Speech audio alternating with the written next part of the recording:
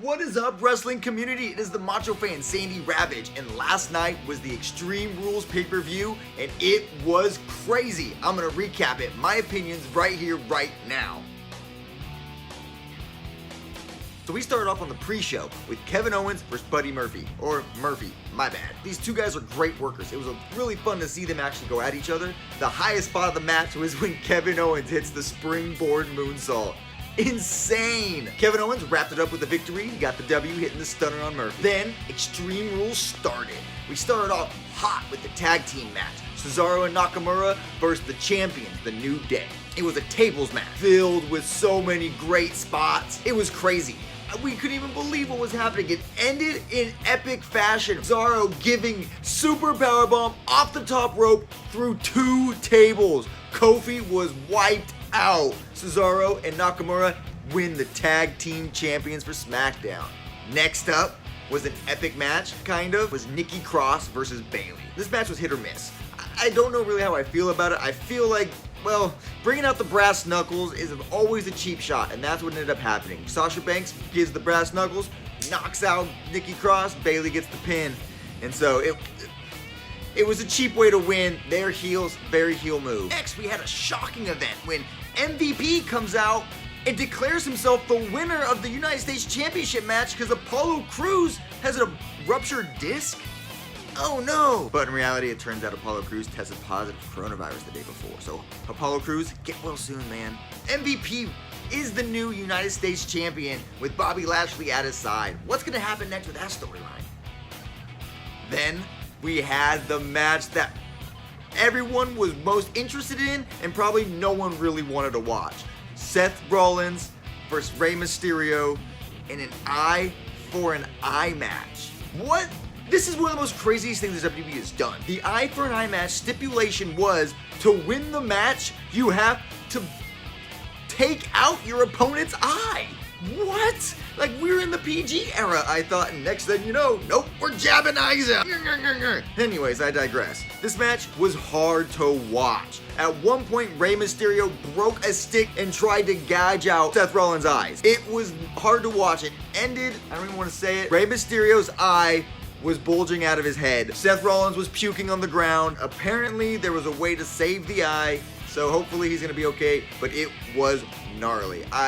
It was one of the most hardest matches to watch of all time, and I watched the first ECW pay-per-view with the glass hand matches with the Rotten Brothers. This was worse than that. This next match was my favorite one of the night. Asuka versus Sasha Banks for the Raw Women's Championship. People hated this match. I loved it so much because of the ending. It has such a unique ending. There was a lot of good spots in there. Sasha Banks had a gnarly drop though. Second rope, slipped, fell, and hurt her knee pretty bad. Bayley had to come in, distracted the ref. Asuka hit the ref with the green mist, and then Bayley ripped off the ref's shirt and put it on, beat Asuka with the title, counted 1, 2, 3, and declared Sasha Banks Women's Champion. It was insane. The announcers didn't know what to do. The ring bell, he didn't even ring the bell. Bayley went out of the ring, threatened to hit him with her title before he would ring the bell. And so it's not even declared. This was just insane the way it ended. We're probably gonna see a rematch on Monday Night Raw tonight. So hopefully we'll see what happens with the Raw Women's Championship. I just like the way this ended. It's just Bayley ripping off the ref's shirt, putting it on herself, that's sanitary, and then counting 1, 2, 3. It was one of those finishes you don't see very often, and there's a reason why, but hey, it was fun. The next match was Dolph Ziggler versus WWE Champion Drew McIntyre for the championship. Dolph got to pick the stipulation for this match, and what he chose was it was an Extreme Rules only match for him only. So only Dolph Ziggler could use weapons, and the other part of the stipulation was if Drew McIntyre cheated or left the ring and got counted out, he would lose the championship to Dolph Ziggler. So it kind of worked, mostly didn't. Ada Claymore lost it. And this final match, the cinematic match, was the best thing on the card. I don't know if I can call these truly matches, but it is so fun to watch. It was just the way they set up the swamp and Braun Strowman coming in and seeing Bray, lights go out, and then chaos just comes up. We see Braun Strowman get attacked by previous Braun Strowman. We see Braun Strowman tied to a chair getting smacked around. A man gets on fire and runs around.